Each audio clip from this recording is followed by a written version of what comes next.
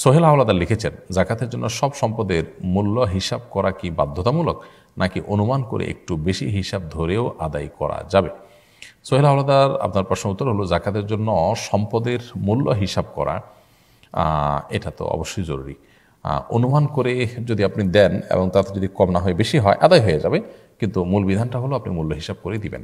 আব্দুল আহাদ আপনি লিখেছেন, বিতরের সালাত জামাতে পড়বো নাকি তাহাজ্জুদের সালাতের সাথে পড়বো, কোনটা উত্তম?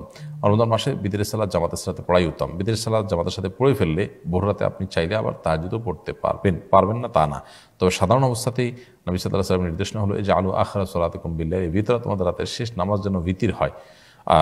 তো এই রাতের শেষ নামাজটা যেন ভিতরে হয়, এটা সাধারণ বিধায় সবসময় এটা চেষ্টা করা উচিত। কিন্তু রমজান মাসে যেহেতু সুন্নাহ হলো, সাহাবা ইকরাম এবং খোলাফায়ে রাশিদিন সুন্নাহ হলো তারাবির সাথে ভিতির পড়া, অতএব আমরা সেটাই করব।